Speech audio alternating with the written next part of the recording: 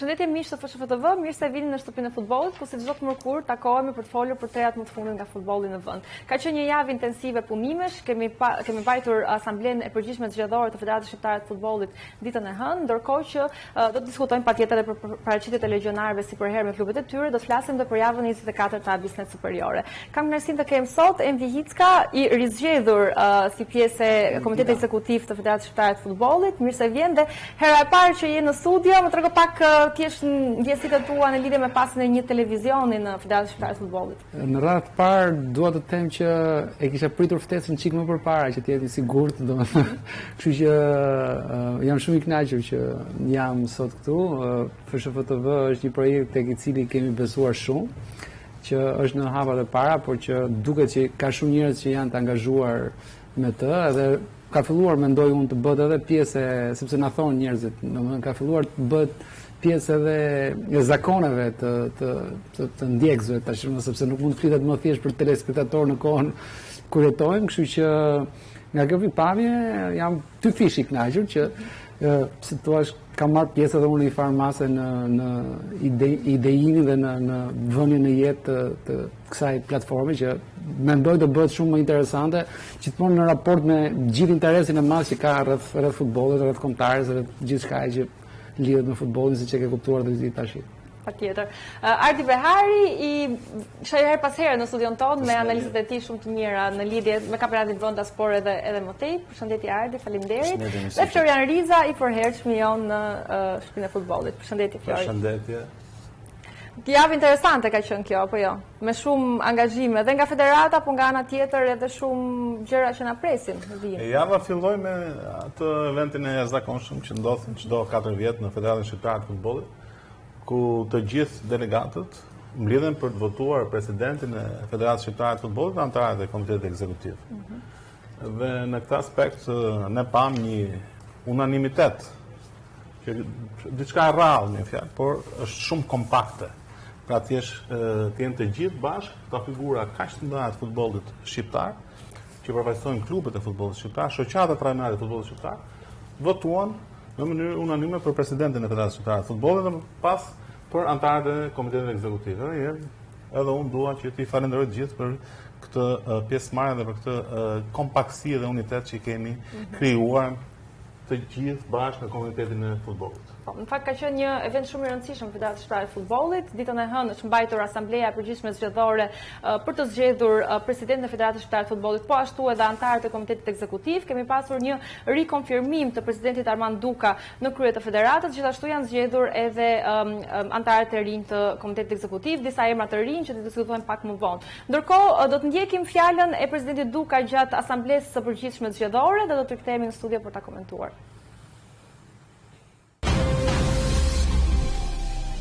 Dua t'ju falenderoj dhe njëherë nga zëmra për mbështetjen e sotme, për mbështetjen e vazhdueshme që më keni dhënë mua dhe Federatës Shqiptare të Futbollit. Për mua kjo nuk është thjesht një votim, por është një përgjegjësi e madhe, është një vlerësim dhe më bën apo më detyron që të jem akoma më i përkushtuar në shërbim tuaj, në shërbim të Federatës Shqiptare të Futbollit. Pa e zgjatur, ju premtoj që ne do të bëjmë maksimumin që federata jonë dhe loja jonë, futbolli jonë, kampionati, ekipet kombëtare, zhvillimi i infrastrukturës dhe stabiliteti financiar i FSHF-s të jenë në nivelet maksimale në vitet e ardhshme. Një urim shumë special do të rikthehem atë që ne mendojmë gjithë, uroj që ne gjithë bashkë të jemi pjesë e kampionatit botëror 2026. Suksese Silvinus, suksese ekipit kombëtar. Faleminderit edhe një herë gjithëve. Kemi ndjekur fjalën e presidentit Duka pas rizgjedhjes si presidenti i Federatës Shqiptare të Futbollit në asamblenë përgjithshme zgjedhore. Zoti Hicka, si shkoi gjithë procesi, rëndësia e një asambleje të tillë, patëm një unanimitet siç e përmendi edhe Riza në zgjedhjen e presidentit, po ashtu një lloj konfirmimi, po themi, edhe të vazhdimit të asaj strategjie, sepse pak më parë kemi edhe lançuar strategjinë e re të Federatës Shqiptare të Futbollit për 4 vitet e ardhshme, Vision to Victory. Si lidhen të gjitha këto në këtë moment që po flasim? Shiko, ju të rinj tani përdorni një shprehje legacy, do të thonë që ka një lloj trashëgimie dhe një lloj vijimësie që ka ky institucion ku ne të gjithë në një farë mënyrë, në një farë mase, në një kohë caktuar apo në kohë të ndryshme kemi qenë pjesë e kësaj, edhe jemi ende pjesë e këtij institucioni, e kësaj familje. Dhe nga kjo pikpamje kur kujtoj zhvillimet edhe shumë të largëta, domethënë se unë në një farë mase kam qenë i përfshirë në mënyra të ndryshme që nga viti 2006 ndoshta në këtë rrugtim.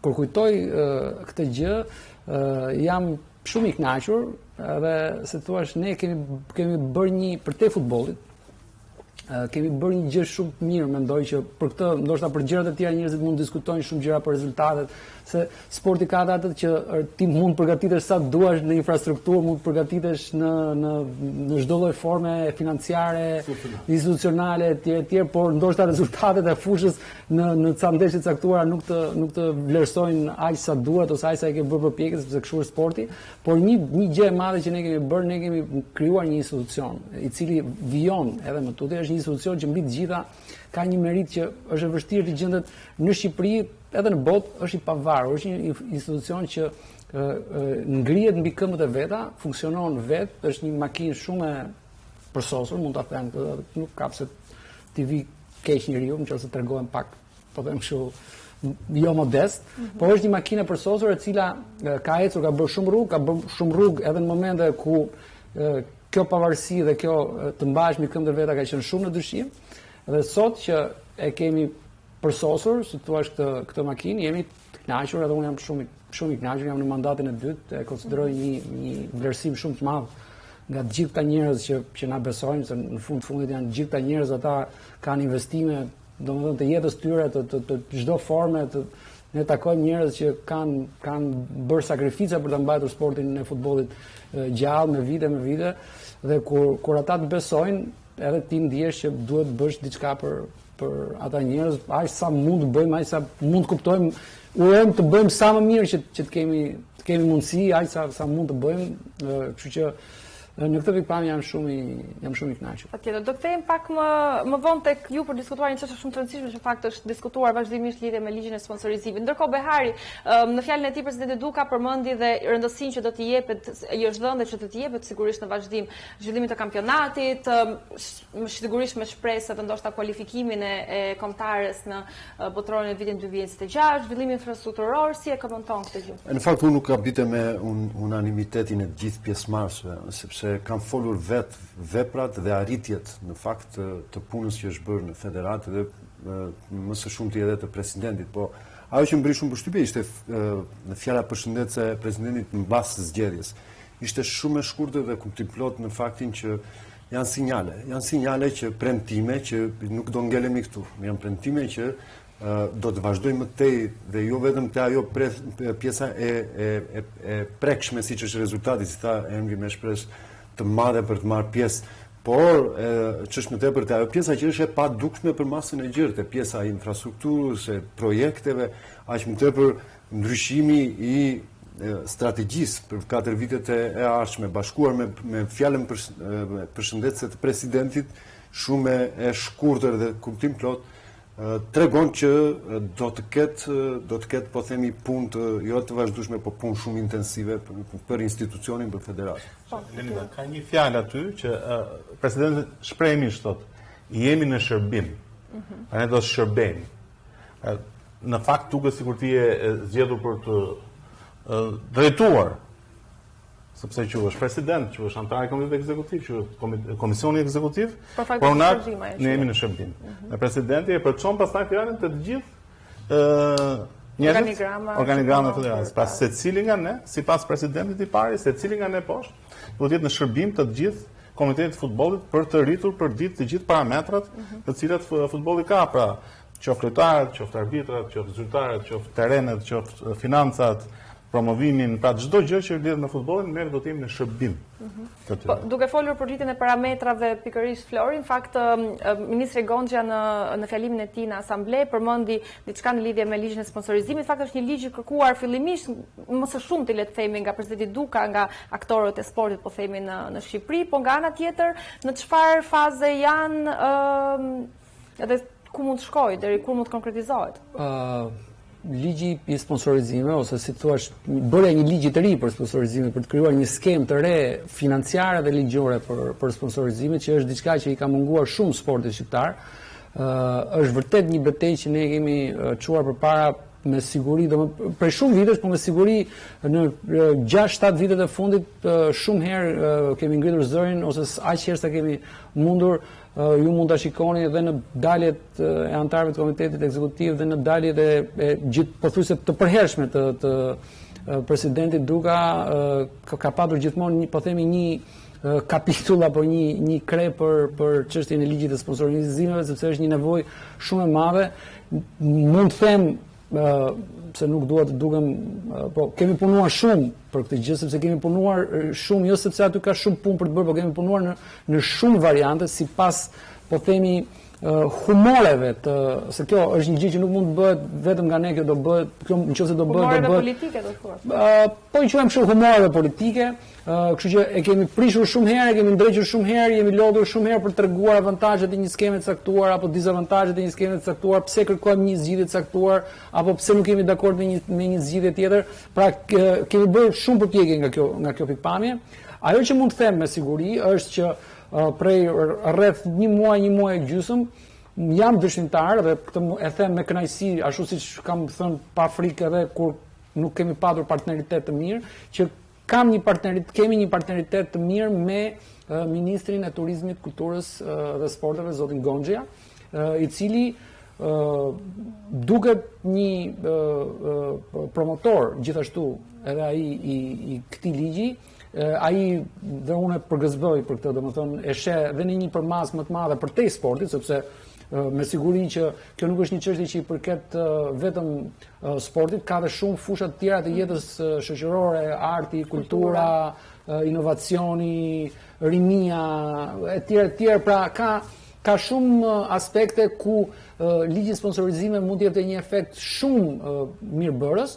Dhe në këtë pikpamje ai duket një person i cili e ka kuptuar rëndësinë e këtij ligji. Jemi duke punuar edhe me stafin e ministrisë në këtë drejtim dhe më pëlqen të mendoj që kam ose ndiem pak më shpreh shumë këtë herë në raport me herët e tjera dhe uroj që kjo shpresë të realizohet në një produkt sa më të mirë dhe sa më të shpejt dhe që të hyjnë fuqi sa më përpara, sepse janë shumë realitete në të gjithë Shqipërinë, sidomos besoj edhe zotërit këtu e di se e njohin çik futbollin edhe nga pikpamja rrënjve më shumë se unë, që e presin këtë input, e presin shumë realitete në Shqipëri. Unë mund të them që edhe pas asamblesë, atë ditën e asamblesë, unë në orën 2 isha në një tryezë ndërinstitucionale me shumë që drejtohet nga ministri Gonxha dhe nga ministria për administratën publike dhe antikorrupsionin, zonja Pirdeni. Edhe aty patëm diskutime, kishte edhe aktorë të tjerë të shoqërisë në atë konsultim. Kemi lënë sërish që të vijojmë me diskutimet, ne kemi atë fokusin ton, kemi disa objektiva, po flasim ligjor, sepse mendojmë që këto rregullime ligjore ashtu siç i shikojmë ne do jenë më të frytshëm për atë që do marri sporti dhe sektorët të tjerë. Besoj. Dikush i rëndësia, falë që ndërpres, dikush rëndësia është e madhe sepse nëse federata ka bërë maksimumin për ta shpëtuar futbollin shqiptar, për ta zhvilluar duhet ligji i sporteve. Kaq e thjeshtë është. Pastaj artificat apo rrugët e tjera të ligjore për të gjendur, po të jetë dëshira e mirë, vullneti i mirë për ta zhvilluar këtë futbollin ton gjenden.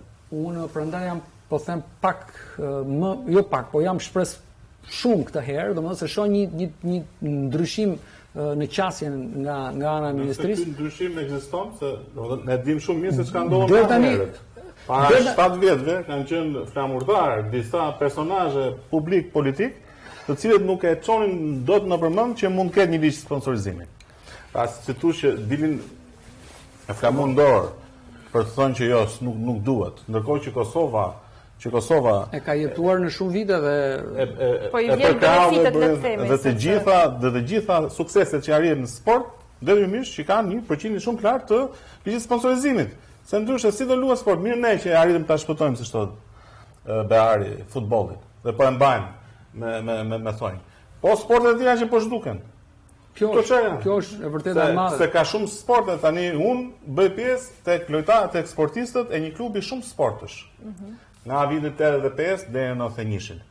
Dhe e kujtoj shumë mirë se sa ekipe sportive kishte klubi i atëhershëm Shtati Vendor i Tiranës. Po kështu i Partizanit, po kështu i Dinamos, po kështu i Flamurtarit, gjithë me radhë.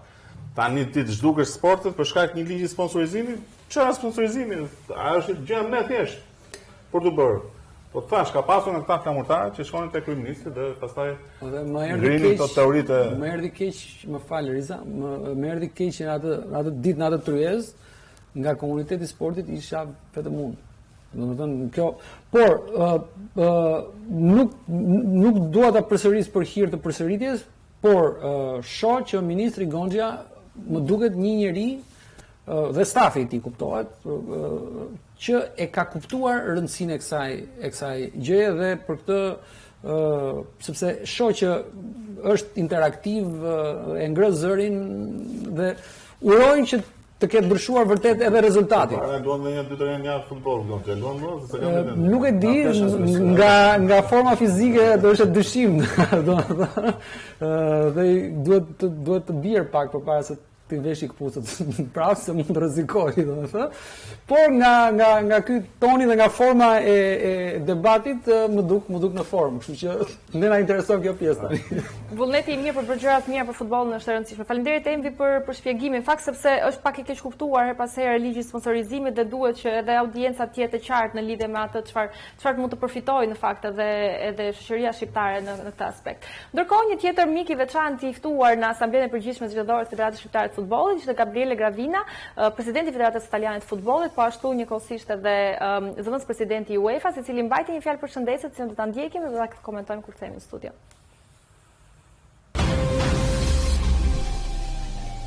E quindi io devo ringraziare Armand per il grande supporto che ha sempre voluto riservare alla mia persona e al nostro paese come l'Italia, che ricambio, perché con lui abbiamo avuto il piacere, l'onore e soprattutto l'entusiasmo in occasione della mia assemblea elettiva del 3 febbraio 2025, solo 2 giorni dopo, insieme ad Armando abbiamo avuto la possibilità di vivere un momento di grande esaltazione del nostro vincolo di amicizia, quindi un grande in bocca al lupo e i complimenti ancora una volta ad Armand, ma soprattutto un grande in bocca al lupo a voi tutti per la vostra attività, per le vostre famiglie e comunque sempre viva il calcio. Grazie. Kemi ndjekur fjalën e Gabriele Gravinës, zëvendës presidenti i UEFA-s, njëkohësisht edhe presidenti i Federatës Italiane, me cilin fakt Federata Shqiptare e Futbollit ka një miqësi shumë vjeçare. Riza, si e shikon, si e vlerëson prezencën e tij, sigurisht si le të themi një përfaqësim i institucionit si UEFA, nga ana tjetër edhe miqësinë Itali-Shqipëri, sepse ka pasur vazhdimisht bashkëpunime, qoftë për eventimente sportive që do i kemi diskutuar më herë, edhe në aspekte tjera të futbollistit. Në aspektin institucional në nivel përfaqësimi maksimal, sepse zëvendës presidenti i UEFA-s, gjithashtu dhe presidenti i Federatës Italiane të Futbollit merr pjesë në punimin e Asamblesë Zgjedhore të Federatës Shqiptare të Futbollit. Është një mik i veçantë i presidentit Duka. Presidenti Duka gjithashtu ka qenë një person i rëndësishëm që ka marrë pjesë në zgjedhjet e Federatës Italiane. Pra në këtë aspekt bashkëpunimi me Federatën Italiane është i jashtëzakonshëm dhe një në rangjet më të larta të tij.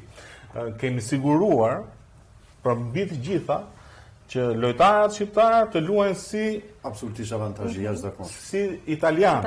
Kjo është një nga fitoret më të mëdha, sepse shumë lojtarë që kanë cilësi të jashtëzakonshme në futboll detyrohen mos jenë pjesë e një ekipi, mos arrin të nënshkruajnë një kontratë për faktin e keq se nuk janë komunitarë.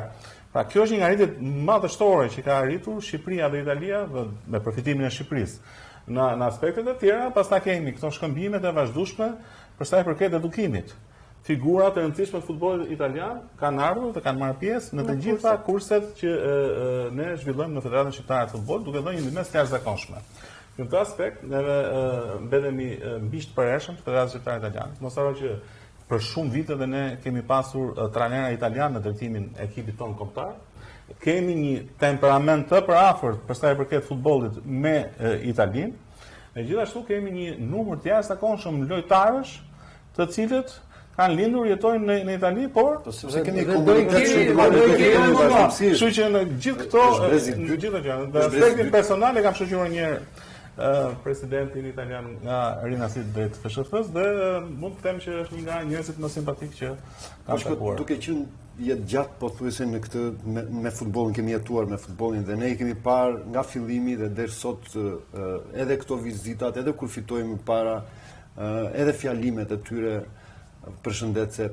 Tani jemi në rang të barabartë dhe me të gjithë. Jemi në rang të barabartë, po vjen një zvendës presidenti UEFA-s të urojë një zvendës president tjetër të UEFA-s, dhe kjo është një sukses i jashtëzakonshëm. Pra, pozicionimi i federatës tonë në raport edhe me federatat e tjera, po qoftë edhe në reputacionin e saj në UEFA, është i tillë që përkthehet vetëm kështu, në këto tone edhe me këto fjalë. Ajo që thot Flori që e sukseset në saj të kësaj presidence, po themi, presidentit Duka, nuk janë teje të mëdha dhe nuk besoj se nxjerr ndonjë sekret, po punohet edhe me federata të tjera të bëhet e njëjta gjë që të kenë mundësi të luajnë lojtarët shqiptarë, për më së shumti ata që kanë lindur andej si jo, domethënë këta lojtarët që luajnë jo në vendet europiane, të luajnë si jo ekstrakomunitar edhe në federatat të tjera. Kështu që mendoj që kjo tregon është pak, po tregon shumë për pozicionimin dhe punën që është bërë deri tani në federatën tonë. Patjetër. Ndërkohë, përveç zgjedhjes së presidentit Duka si presidenti i Federatës Shqiptare të Futbollit, në Asamblenë e Përgjithshme Zgjedhore u zgjodhen edhe anëtarët e Komitetit Ekzekutiv për 4 vitet e ardhshme, disa emra të rinj dhe disa emra aktual. Ne shikojmë tabelën ndërkohë me emrat e anëtarëve të Komitetit Ekzekutiv, një për të cilëve e kemi edhe të ftuar sot: Armando Cungu, Blendi Fevziu, Edmond Asambelli, Envi Jicka, Erind Resuli, Anila Basha, Geri Çipi, Gjergji Petro, Lutfi Nuriu dhe Pano Xhixho.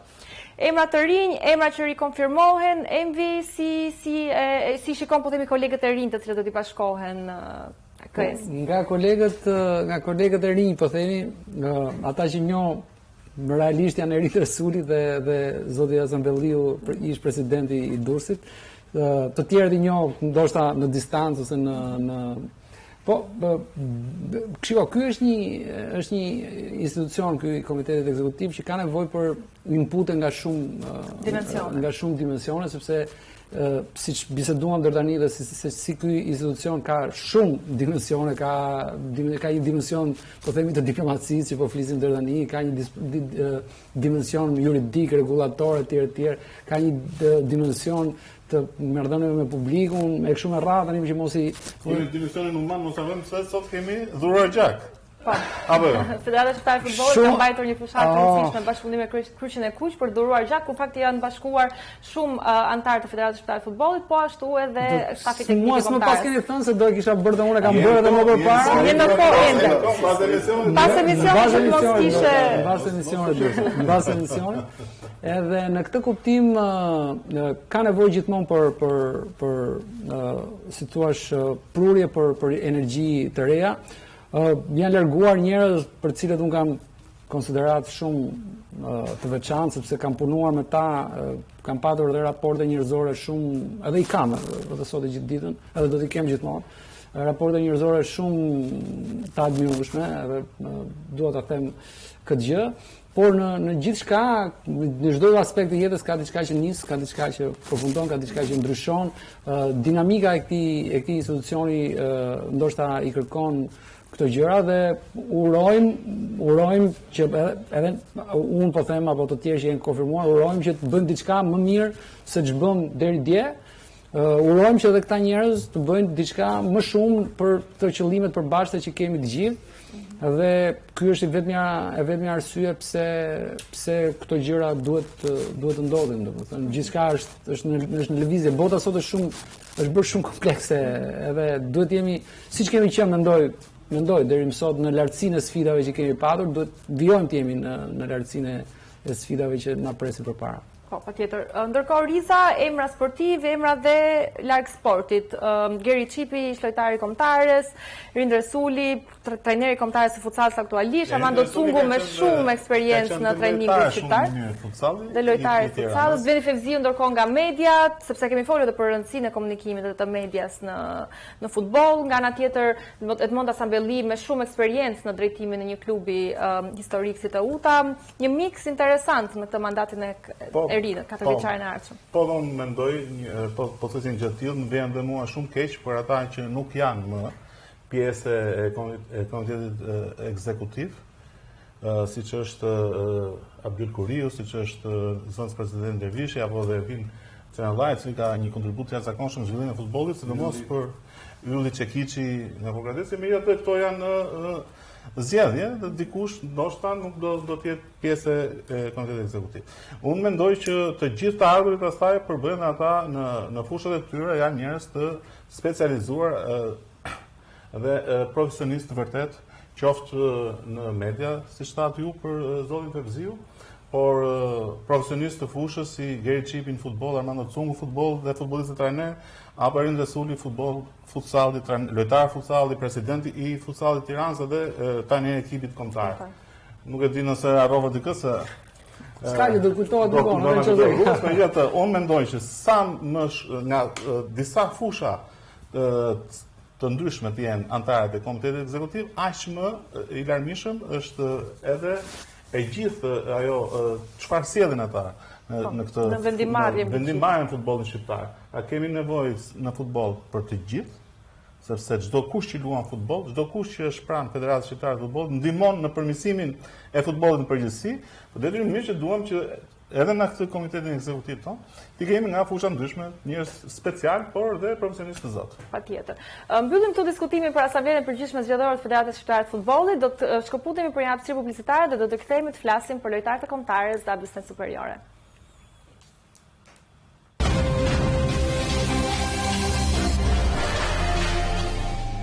Jemi rikthyer në studio, do të flasim pak për një lloj panorame të performancave të lojtarëve të kombëtarës. Një pjesë prej tyre janë aktiv me klubet e tyre, një pjesë nuk kanë nisur ende kampionatin, si rasti Mirlin Dakut në Rusi apo Myrto Uzunit në Amerikë. Ndërkohë, një nga lojtarët e rëndësishëm të kombëtarës shqiptare me shumë kontribut, Ylber Ramadani, si gjithmonë shumë i mirë me ekipin e Leçës, duke ndihmuar vazhdimisht me asiste dhe me gola, ka shënuar një gol këtë fundjavë.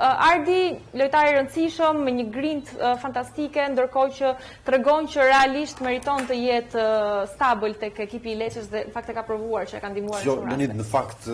Në fakt është jo që nuk diskutohet që është në të mirën tonë, sepse edhe 30 e ca ditë dhe do jetë në dispozicionin tonë për atë moment shumë të rëndësishëm që ne kemi, por është një nga ata lojtarë që sa do vështirësi ka pasur në karrierën e tij, ka arritur që t'i kthejë në favor të vetes duke pasur performancat e jashtëzakonshme. Dhe kujtoj këtu ka qenë njëta, po themi, histori paga shumë, edhe në kampionatet e kaluar kur Ylberi ka bërë performancat në rritje dhe ka vullosur, ka marrë një 3 pikëshe Lecce që e mbajti në Serie A. Pra, është tipiku lojtarit me karakter të jashtëzakonshëm, me cilësi dhe karakteristika të jashtëzakonshme që le të themi kështu e bën vendin në jo vetëm informacionin, po bëhet vetë i rëndësishëm në klubin ku luan, që ne kemi përfitim direkt që të jetë një nga titularët tanë në ndeshjet e marsit. Patjetër. Ndërkohë një tjetër lojtar i kombëtarës shqiptare, Enes Muçi, të cilin në çdo emision praktikisht e diskutojmë, sepse shënon pothuajse në çdo javë. Riza, goli i 10 në kampionat, rikonfirmon edhe një herë formën e tij shumë të mirë dhe këtë rast duke i shënuar edhe një klub i legjendar si Fenerbahçe. Pavarësisht se rezultati final i Leçës nuk ishte pozitiv për Trabzonsporin, por ai kartonin e ka Beşiktaşit, ë? Po, është ende është transferim. Rastet e shënimit golit tash duket qartë që ajo pas shënimit dikush i pastron Pucët. Është bërë një testim i vazhdueshëm fakt. Po bëhet dhe mendoj që do lodhet shumë ai që pastron pucët sepse ky do vazhdojë të shënojë. Dhe kjo është një aftësi e tij. Muçi teknikisht është tek niveli shumë i lartë, teknik, dhe tani po gjen golat. Ajo që i ka munguar të Beşiktashi, dhe që solli gjithë atë përpjekje, do thoja, dashakeqe të trajnerit ndaj tij, shiko se si po shpërblet në rastin e kalimit të tij tek Trabzoni. Kështu që në këtë aspekt i shënosh Fenerbahçes do të një nga ekipet më të mëdha të Turqisë, nuk është e lehtë, por shikoj që vazhdimisht ose pothuajse në të gjithë ndeshjet kanë qenë vendimtar, qoftë me shënimin e golave, qoftë me asist, por qoftë dhe me bukurinë që i ka sjellë lojës së Trabzonit. Kështu që unë mendoj që edhe Muçi duhet hyte patjetër tek rikthimi në ekipin tonë kombëtar, pavarësisht se kjo është një përzgjedhje. Ne mund ta themi edhe një fjalë se të zhvishemi që nga kjo nga këto detyrat tona, sikur tash konsideroj edhe për formacionin nuk do bënte keq. Po në fakt më mendoj që Muçi është futur në rrugtimin e tij normal. Sepse Vajtja Okej, po ne po themi që Vajtja ka karakteristika të jashtëzakonshme, ato që Flori thotë të karakteristika teknike, cilësi teknike. Unë po i shtoj edhe inteligjencë, që pak të pjesë nuk mund të ishte në nivele të tilla. Por futur edhe në ritmin e lojës, në një nivel shumë të lartë të futbollit, nuk më le Lenida. Po është lartë shumë se kishte fal Lenida. Domethënë po e bën figurën sportive të plot. Por një zgjedhje dur është një marsh mbrapa, një hap mbrapa për të marrë fuqi për të bërë këtë ecuri të tillë, sepse shkuara më një herë te Beshiktashi, në një nivel po themi që është në nivelet në nivel evropian, në klubet më të mira evropiane, ka pasur pak stres me vete dhe koha e përshtatjes duhet të ishte më e madhe. Pastaj ka dhe ato pjesët që Flori thotë të trajnerit, një lojtar i pjekur që duhet, siç duhet të jetë Muçi, duhet të përballojë edhe këto pjesën e presionit të jashtëm apo të brendshëm. Megjithatë, unë konsideroj që është në favorin tonë dhe është një armë plus për ne forma e Muçit. Do të jap një shembull. Pra është Edgar Davids, i cili transferohet në fillim në kampionatin italian tek Interi dhe pastaj tek Milani. Tek Milani dhe pastaj pas një le të themi një periudhë të shkurtër Një vit, luajt dhe pas e kaloi. Unë cilësua si një lojtar i pa dëshiruar i Milanit, një lojtar që nuk jepte maksimumin aty, u transferua tek Juventusi, dhe në moment që u transferua, të gjithë folën në ato kohë që ç'ne Juventusi merr një lojtar që nuk bënte për Milanin. Pastaj fillon shpërthimi i tij. Pra si ndihesh ti në një klub futbolli? Kjo ka ndodhur me shumë lojtar. Në atë kohë ka ndodhur një vit më mbrapa ka ndodhur edhe me Vieran që nuk funksionoi te Milani, pastaj shkoi te Arsenali. Domethënë ne kundër ta ndodhi me Seedorfin nga Interi tek nëse ma lejoni dhe një fjali, ishte ngarkë shpand. Flori, nëse ma lejoni një fjali, domethënë modeli i lojës në skuadrën e Trabzonsporit ekzalton cilësitë e Muçit. E këtu pra është problemi. Sepse modeli i lojës Beshiktaşit, ku ishte pavarësisht figurave të mëdha që kishte në klub, lojtarëve shumë cilësorë, shumë të shtrenjtë që kishte në klub, nuk e ekzaltonte cilësitë e Muçit. Kështu që janë bërë të gjithë komponentët bashkë dhe ne kemi këtë lojtar që tani meqense e have këtë bisedë, un kam përshtypjen që këta të Trabzonit lozën me dy sulmues apo jo.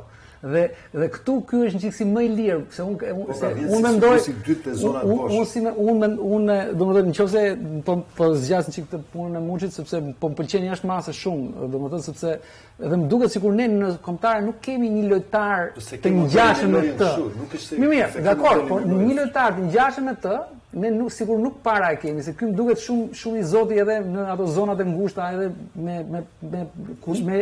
me shokët kur dialogon, domethënë nuk e ke modelin e lojës kështu. Nuk e ke kështu modelin e lojës që të kërkosh lojtar të tillë. Pra nuk bëhet dot violinën e parë, ose të paktën nuk ka qenë violinë e parë për shkak të modelit të lojës, jo për mungesë të cilësive të tij. Ndërkohë mbetemi përsëri në Turqi, në fakt sepse një tjetër lojtar i rëndësishëm pothuajse gjithmonë titullar, Rej Manaj, është rikthyer pas një gjysmë sezoni në Emiratet e Bashkuara Arabe, rikthehet tek një klub ku pati shumë sukses, në fakt në 2 sezone duke shënuar më shumë se 20 gola edhe rreth 10 asiste.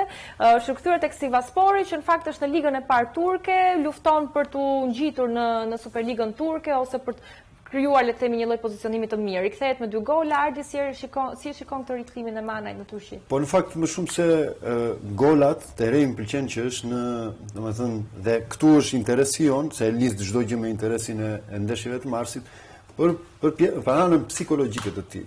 Kemi pasur Rej Manaj kur ndronte skuadra dhe nuk gjendej komod dhe nuk ka bërë performanca të mira kur ka qenë me ne. Ishte një pritje madhështore që i ka bërë Sivasspor. Dhe Rej është nga ata lojtarë që i pëlqejnë jashtëmaset dhe kur është mirë psikologjikisht pastaj bën çuditëra dhe ai na ka mësuar me gjëra të tilla. Kështu që duke i shtuar dhe golat e shënuar, rendiment, domethënë përfitimi jon është goxha i madh. Ndërkohë folëm për gola, lojtarët shqiptarë kanë shënuar fakt gola në këtë fundjavë, por flasim duket sikur më shumë rëndësi jepet golave, por dhe pritet e golave janë pas rëndësishëm Riza, sepse në fakt një nga pikat më të forta ndoshta të kombëtarës shqiptare, Tomas Strakosha vijon me performanca shumë të mira me klubin e tij AEK, që në fakt është aktualisht në vendin e parë në ligën greke, edhe gjithmonë Tomasi është një nga lojtarët më të rëndësishëm edhe më vendimtar për ta. Ka pritur një penallti të cilën do ta shohim ndërkohë, por që edhe komentojmë pak sa rëndësishme është një performancë e tillë e Strakoshës përpara, po themi, ndeshjes së marsit. Tani çdo trajner e ka të qartë. Portieri është 50% e ekipit. Kështu që nëse ke një portier të mirë, ti je përgjithsisht i shpëtuar, se të shpëton nga shënimi i golit. Pastaj portierat që presin penallti janë edhe më spektakolar dhe edhe më cilësor. Ka disa vite, ndoshta ka mbi 2 sezone rradhasi që Strakosha është në një formë të jashtëzakonshme. Dhe mendoj që përpara disa vjetësh, para 3 vjetësh, ndoshta ka qenë ai në konkurrencë me portierët e tjerë të ekipit kombëtar, po për shkak të kësaj performance të mirë, të vazhdueshme, ai është titullar me ekipin kombëtar shqiptar. Dhe nëse unë ose çdo kush që mendon që Shqipëria mund të kualifikohet në ndeshjen e raundit parë play-off kundër Polonisë në Varshavë, një nga arsyet, një nga pikat kryesore ku unë mbështes atë opinionin tim është që kemi edhe një portier të këtij niveli i cili forma e portierit. Në fakt që e ka treguar edhe gjatë kualifikueseve Argji, sepse mund të themi sigurisht kanë shënuar lojtarë të tjerë gola vendimtar si Manaj apo Aslani ose kemi bërë lojë të mirë, por në fakt Strakosha ka pasur një nga statistikat më të mira të gjithë të portierëve. Elina ka hequr dhimbjen e kokës nga porta. Patëm një moment që kishim dhimbje koke në port, me ato ndryshimin e portierëve. Dhe po të kujtojemi, aventurat e rikthimit e AEK-u nuk ka qenë shumë i lumtur për Strakoshën. Fillimin e pati të vështirë, e pati me 2-3 gabime që pati dhe problematika, por mbështetja e klubit i ka dhënë besim dhe ka kthyer në Strakoshën më të mirë. Dhe është një garanci e madhe për ne. Nuk është pak që të jesh në portieri, dhe unë ka dalë disa herë portieri i javës në Greqi, dhe këtë javë që ka pritur dhe penaltin, ka dalë pa prap portieri i javës, dhe portieri i javës i ekipit në vend të parë, që udhëheq ligën e Greqisë. Kështu që është një garanci për ne më shumë në eliminatorë. Patjetër. Një tjetër lojtar shumë i rëndësishëm i kombëtarës shqiptare, në fakt që ka shënuar gola spektakolar që gjithmonë Marsi na i kujton fakt këto gola, sepse është pikërisht Polonia me cilën ndeshëm edhe besoj emri i parë që shkon në mendje është Yasir Hasani, ka shënuar 2 gola në Champions League-ën e Azis me Estegalin. Envi, një lojtar i cili në fakt gjatë këtyre kualifikuesave nuk është se ka qenë shumë prezent në kombëtarën shqiptare, por sidoqoftë ka një kontribut shumë të madh dhe duket sikur edhe me aventurën iraniane po ecën mirë, sepse është lojtar që e do shumë klubi, e duan shumë tifozët edhe ka shënuar, në fakt, ka qenë rezultativ. Shiko, sporti, ky është sporti, siç ne tregojmë tani edhe për këta lojtarë të tjerë, momente pak më të mira, pak ose disa më të këqija, kështu ndodh me këtë do, Hasani u kthye, edhe ishte merita besoj e këtij trajneri që ai u kthye në një simbol të kualifikuesve tona të fundit në Europian, sepse ai e meritoi në fushë atë fakti që u bë simboli i atyre kualifikuesve. Shpresojmë që të jetë një nga lista që ta kemi kontributin, se në sportin e sotëm nuk ka më 11, sot të ketë paktën 5, duhet kesh, titullarët janë 15-16 veta. Kështu që nëse një trajner në ndeshjet e sotme kthen kokën nga stoli dhe s'ka asgjë që çat shofi aty gjatë 90 minutave, është dizavantazh shumë i madh. Ne kemi fatin që po jetojmë këtë kohë, dikur diskutoja do i bënin dot 15 veta apo do i bënin dot për të futur në listë, po kemi fatin që po jetojmë në këtë kohë ku tani diskutojmë edhe lojtarë si Muçi, a do ishte informacion apo s'do ishte informacion, a do ishte Hasani apo s'do ishte në listë etj, kështu që është luks për cilësinë e shënimit të gola me goditje larg portës, për mënyrën si luajmë ne dhe për atë koeficient e vështirësisë që ka ndeshja me Poloninë, ky mund të jetë një lojtar shumë i vlefshëm. Pra ndoshta nuk mund të jetë tek niveli super maksimal fizik, por që të godasi topin 20-25 metra, të jeti sakt brenda kuadratit, të gjynjëzojë portierin kundërshtar, këtë e ka dhe ai mund mos jetë nga fillimi pjesë e lojës, po mund të jetë pjesë e asaj fazës finale zgjidhjes së një ndeshje futbolli. Edhe e bukur është që domethënë Hasani në syrin e ekipit kombëtar ka nisur vërtet fillimisht me Poloninë në ndeshjen e parë kualifikuese. Jo, po unë e kisha dëgjuar, e mbaja mend që këtu te Partizani jo në Gjetmane, po kur kam parë ndeshjen atë ditë atje, ai ndeshjen e parë të kualifikuesve të 2024-s, ai i bëri përshtypje jo vetëm gjithë tifozëve, por i bëri përshtypje edhe drejtuesve të Federatës Polake, sepse duke një zgjedhje e jashtëzakonshme, edhe mbase ka dhe në çik fat në këtë punë në Polonisë.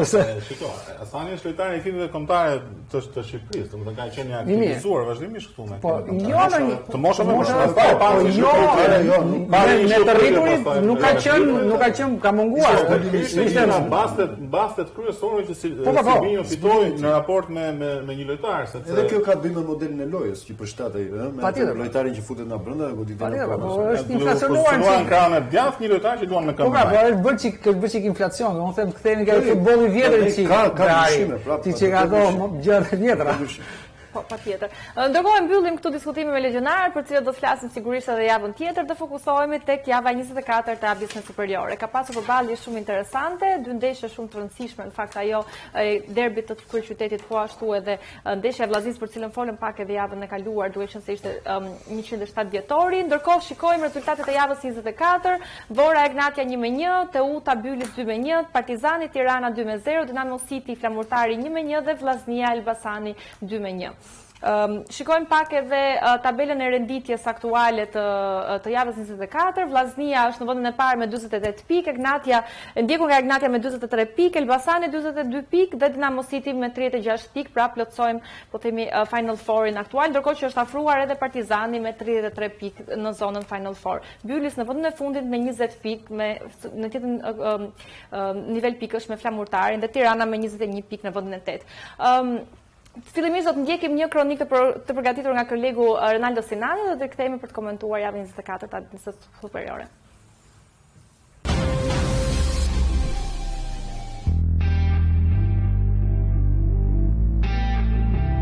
Java e 24 e kampionatit A-bis superiore dhuroi emocione, gola dhe përmbysje rezultatesh që ndikuan drejt për drejt në renditje, duke ndezur garën për titull dhe për zonën Final Four. Në sfidën kryesore të javës, Vllaznia triumfoi 2-1 ndaj Elbasanit në sekondat e fundit.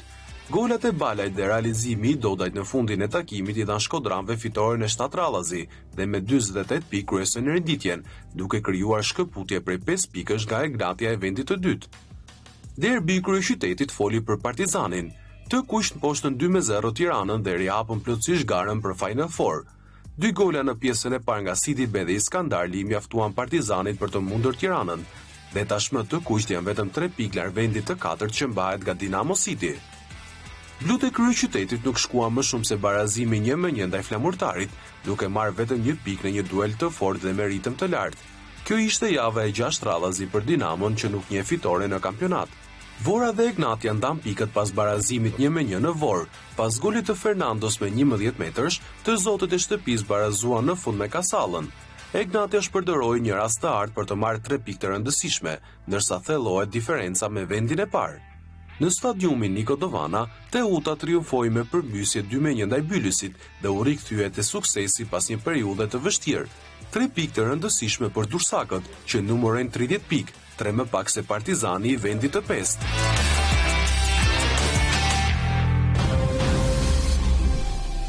Jemi rikthyer në studio, kemi ndjekur një kronikë nga kolegu Ronaldo Sinani që bënte një panoramë të përgjithshme të asaj çfarë ndodhi në javën 24 të A-bis superiore. Behari, Vllaznia vijon me fitoret, duket sikur ka konsoliduar vendin e parë, le të themi, në renditje, po si e pe në përgjithësi gjithë javën, sepse do t'i marrim gjitha ndeshjet njëra pas tjetrës. Po, në fakt ishte një javë e bukur për shkak të 2 ndeshjeve kryesore, si Vllaznia Elbasani dhe derbi i kryeqytetit. Kështu që të dyja ishin në lartësinë e pritshmërive që kishin krijuar para ndeshjes.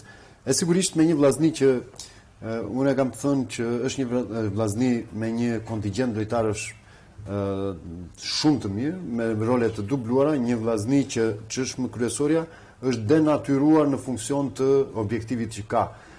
Nuk mendon më për lojën e bukur që ka pasur në ADN dhe karakteristik, po qoftë edhe në kërkesat e publikut të saj, por është një vllazni pragmatiste që është e prirur të shkojë drejt trepikshit dhe kjo është merit e gjitha e Edi Martinit deri në momentin sa i jep këtë rezultat. Thënë këtë, Elbasani nuk është se nuk u përpoq, ishte një kundërshtar i denjë dhe meriton plotësisht vendin që ka në tabelën e klasifikimit.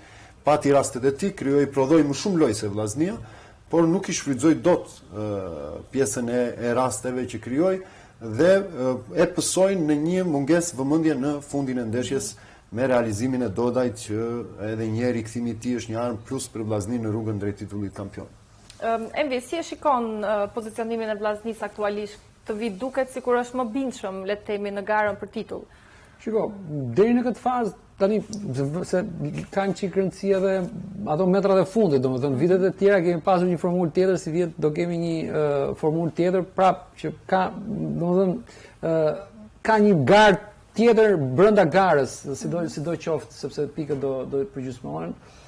Por edhe në vitet e shkuara vllaznia ka qenë ndër pretendentët. Sonte si vjet ndoshta është pak më shumë e spikatur, por unë mendoj që do jenë determinante ato metrat e fundit, sepse kampionati jon ka një tipar që vështirë se ruan raportet. Domethënë, pothuajse të gjitha skuadrat 7 ndeshje. Kjo e fundit është një ajo që më jep ndjes të fakt. Ajo që më jep më tepër ma forcon këtë mendimin, them që është një vllazni që ndoshta vitet e kaluar edhe vitin e kaluar ka qenë më e bukur se kjo. Ka qenë shumë e bukur. Ka qenë vjet ka qenë skuadra, por mendimin tim që luante futbollin ndoshta më të bukur. Po kjo e Edi Martinit është le të themi ka ekuilibra. Është një skuadër me qëllim të caktuar. Është një skuadër që shfrytëzon çdo rast të mundur dhe mbrohet nga çdo rast i kundërshtarit. Pra ka krijuar ekuilibra në skuadër dhe ajo që ka rregulluar më shumë është nëse i mban mend në zhargon Florian mban mend patjetër që kur shkonim lonim në Shkodër thonim që vllazni do fitojmë se vllaznia të lë të luan. Tani vllaznia nuk të lë të luash. Ky është ndryshimi, se ndoshta e thash më shumë. Jo, po të kuptova drejt. Shiko,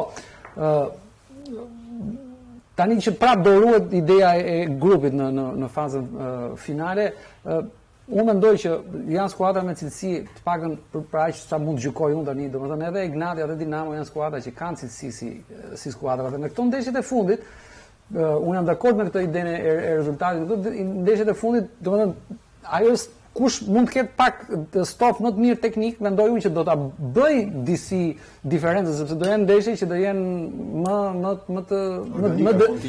më decisive. Kështu që kjo ide se bësh 7 rezultate, 7 fitore rresht, nuk mund të jetë rastësi, domethënë nuk është diçka që ndodh pa dashje, por që të presim në këtë vllazninë e modelit të ri se si do duket në këto metrat e fundit. Po, patjetër mbetet për të parë. Ndërkohë një tjetër supersfidë e javës 24 të ABS Superior ishte edhe derbi i kryeqytetit Partizani Tirana, që në fakt u vendos le të themi goxha shpejt me një fitore të bindshme të Partizanit ndaj Tiranës. Riza do të flasë për detaje teknike me Ardin, po ndërkohë si e pe derbi nga aspektet e tjera. Në fillim mendoja që është një term që thuhet shpesh që në futboll fiton ati që i duhet më shumë ndeshja. Dhe në aspektin e pozicionit në tabel ishte Tirana ajo që ishte më e dëshiruar për ta fituar ndeshjen, por kjo nuk ndodhi edhe për shkak se Partizani është një ekip shumë i mirë, shumë i fortë, por edhe për faktin që Tirana kishte bërë një seri rezultatesh pozitive dhe çfarë thotë që një stopim ishte edhe i le të themi parashikuar në letër. Ndeshja u zhvillua, domethënë në aspektin viziv, ishte e kënaqshme, kishte dëshirë, pra, edhe nga entuziazmi i tifozave, edhe nga mënyra se luhet futboll. Tirana dhe pati disa raste dy traversa pjesën e dytë. Në pjesën e dytë të ndeshjes, por gjithsesi ky është futbolli. Për herë të parë Tirana ndodhet në vendin e tretë dhe nuk lëkundet nga pozicioni për shkak të një humbjeje. Pra dy gjëra që dua ti theksoj, pra Partizani me fitoren, me entuziazmin për të tentuar tashmë një pozicion në Final Four, ndërsa Tirana, edhe pse u mund, nuk u lëkund nga pozicioni i saj i tretë, që do thotë play-out për fundin e tabelës. Por, ajo që lexoj unë është se në tabelën e rezultateve, unë pash që të 9 ekipet kishin shënuar gola. Përveç Tiranës nuk kishin shënuar. 3 javë më përpara, ne folëm këtu për një shterpsi të shënimit goleve në kampionatin tonë. Çka e bëri javën shumë më të rejse dhe ndeshjet shumë më të bukura për të parë. Pra dhe një do ta ritheksoj dhe dua ta çoj vëmendjen time tek loja sulmuese, tek shënimi i golave, tek gjuajtjet nga distanca, tek harmonia në veprimet sulmuese. Ato duhet i paraprin ndeshjeve të kampionatit tonë. Për të gjitha arsyet që kemi thënë, qoftë për kthimin e tifozave në stadiume, qoftë për entuziazmin që krijon futbolli i bukur edhe brenda ekipit, rritet me gati 50% më shumë forma një lojtari nëse ka harmoni të veprimeve sulmuese në fushën e lojës. Pra të gjitha këto janë elementë që neve duhet t'i çojmë dhe t'i adresojmë më. Dhe pavarësisht prevalon rezultati, sidomos në derbi. Dhe nuk ishte një fitore kaq e thjeshtë për Partizanin. Ishte një fitore që sigurisht që u sigurua në pjesën e parë me një le të themi kështu, ky Partizani i Kërnajës është më praktik se Partizanët e kaluar. Për faktin se është përshtatur modeli lojës, karakteristika dhe të lojtarëve. Dhe i ka bërë 2 gola në kundërsulm, duke eftuar Tiranën në gjysmëfushën e saj dhe duke kapur sepse i ka lojtarët e sulmit i ka shumë të shpejt. Dhe e ka mbaruar aksionin me 3 apo 4 lojtarë dhe ka shënuar 2.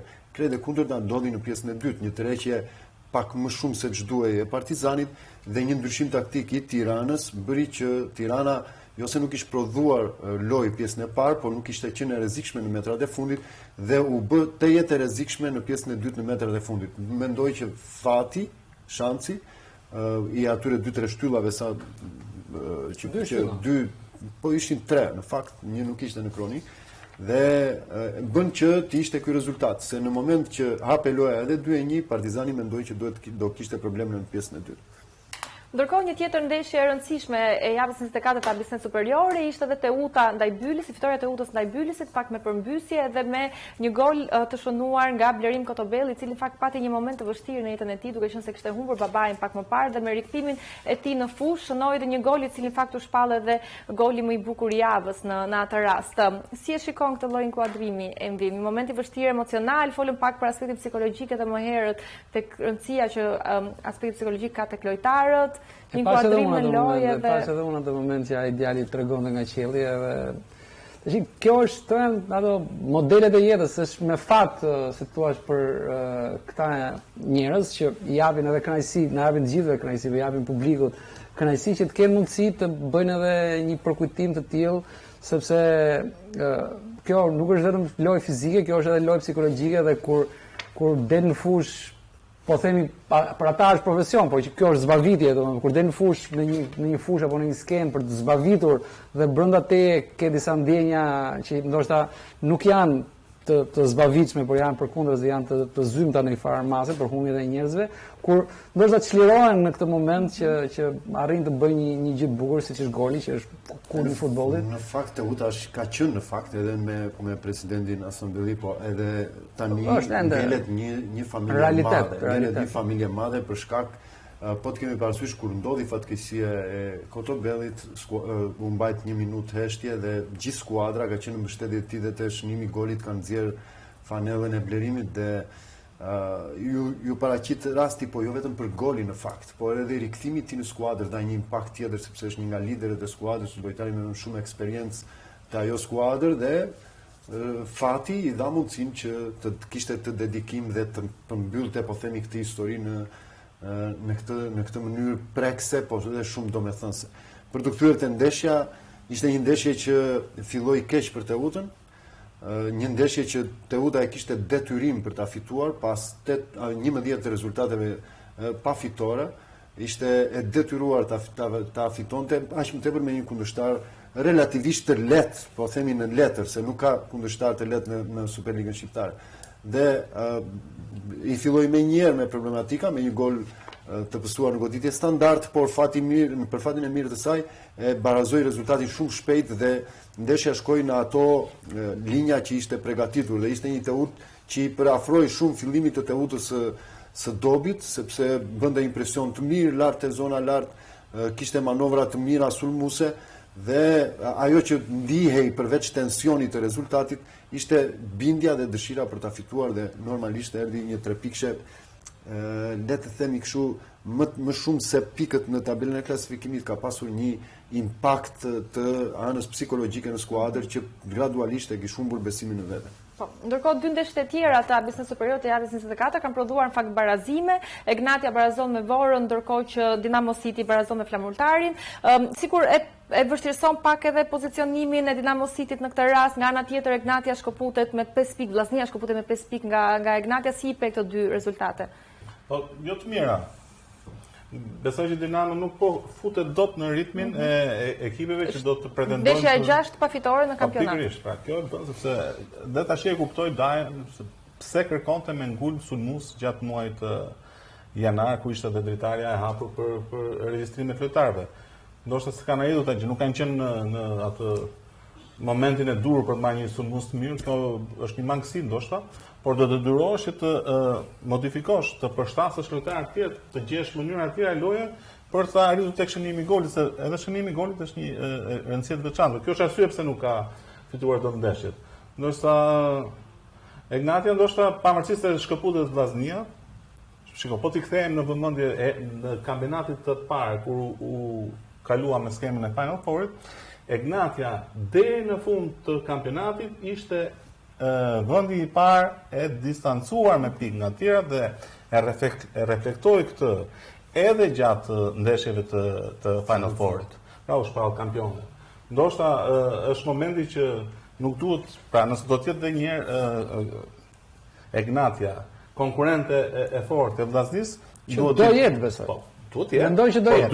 Duhet i pa nuk duhet të ketë distancë nga shumë të madhe. Nga Vllaznia, sepse këtë vit si vjet kanë rëndësi pikët. Nëse deri vjet s'kishin fare rëndësi po themi, si vjet kanë më shumë rëndësi. Vet ajo rregulloria e Final Four ka ndryshuar. Kështu që në këtë aspekt mendoj që duhet bërë shumë, nuk ka pse të toleroj qoftë në këto fusha marrë barazim, përsa është një ekip me potencial, është një ekip me investime, është një ekip me organik. Në fakt, Floro, nuk ishte edhe ai shumë lehtë thënë për ta bërë. E bëri Egnatia të lehtë pjesën e parë, kalimin në avantazh, por për më shumë se kalimin në avantazh ishte mënyra e interpretimit lojës në gjykimin tim nga më të mirat e zhvilluara deri tani.